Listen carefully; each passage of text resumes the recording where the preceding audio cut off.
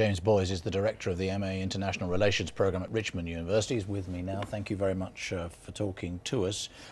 This is the biggest of all possible days for the President? It is. It's a defining moment, not only for the United States, but for President Obama himself. He's made this the centrepiece of his administration, as Bill Clinton tried to do 15, 20 years ago. If he comes up short on this occasion, it could well spell disaster for the Democrats come the elections in November. What's your betting? Do you think he will get it through? They need 7 extra votes out of a floating 17 undecideds. If he doesn't get it through, it really is a sign of inherent weakness within the White House, for which there might be no return. Right, well, let's speak to James Boyes now, who's an expert on the economy. James Boyes, is the honeymoon over for Barack Obama? I think the Republican Party would desperately like that to be the case.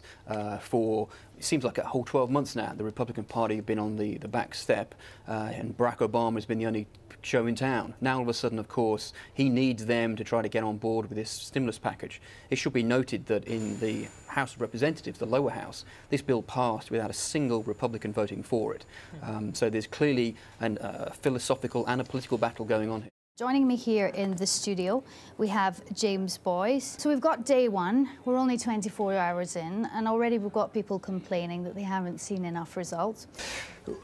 Well, I mean, people have been criticising Barack Obama's foreign policy since Hillary Clinton was first put forward, and people were saying, well, you know, where's the new in this? Barack Obama campaigned on a policy of change, and now all of a sudden we're starting to see a whole raft of familiar faces from the Clinton era.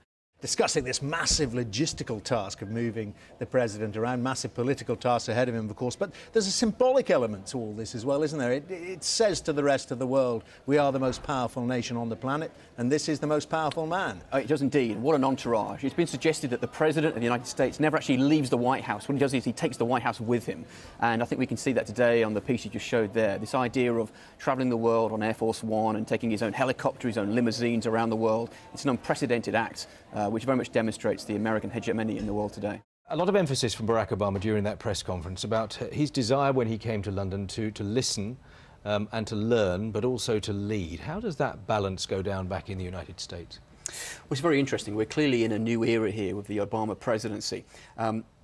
The question is how many people will be watching this at home. Of course, domestically, apparently CNN are running it very, very lightly.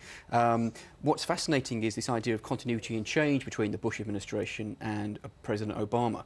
There is this idea of continuity in terms of American national interest, and also this idea that there has to be this commitment to free markets. But what's fascinating here in Europe is this new approach to politics, this more inclusive approach, what could be seen as a lack of a swagger. You heard there this reference to modesty, that he's here to listen, to learn, and to help lead as well. They've often been described as such, as the America's royal family. I think as loyal Irish immigrants, I think they might take some offence at that personally, but they are the closest thing that America does have to royal family. But what you've seen today, arguably, is the fact that this guy was never president, but what you've seen, I think, is as close to a presidential funeral for someone who never made the White House as you're ever likely to get it in American history, probably. This international relations expert says the Scottish government was naive. What you see here, I think, is a Scottish idealism running amok in a world of grand realpolitik, and the two are clearly not gelling, as one would not be surprised by if one were a student of history, I think. Expert in international relations at Richmond, the American International University based here in London. He's also taught at Syracuse University, which of course lost 35 of its students in the Lockerbie bombing. Thanks for coming into Al Jazeera. No doubt about it, this is a complete diplomatic mess, isn't it, for Britain, the US and Scotland itself? It is, and I think it's a mess that the Scottish government have gotten themselves well and truly into. This is going to be a story with nobody coming out of it in a good light, quite frankly. Here you have a group of nationalist politicians in Scotland who are playing politics on an international stage for the first time and really coming at it with egg all over their face, quite frankly. There's an awful lot of media reaction talking about the end of the special relationship. That happens every time there's any slight rift between here and Washington, but this isn't the Suez Canal crisis, this isn't Vietnam all over again. What do you make of the fact that George Mitchell is in Syria again? A good sign? I think it's a very encouraging sign. For the last 8 years, we've seen an American administration under George W. Bush who refused to engage with Syria under this bizarre idea that we'll negotiate with our friends but not with our enemies. Well, of course, if you accept that Syria is an enemy of America, you only negotiate and make peace with your enemies, not with your friends. So it's a good sign, I think, that on both sides, that Syria appears to be moving to a policy of engagement, and you have an American administration who seems to be actively engaged engaged in trying to pursue that avenue of peace. The global community closely watching the UK elections. Joining me now is the international relations analyst, James Boyes from Richmond University. Are they, James?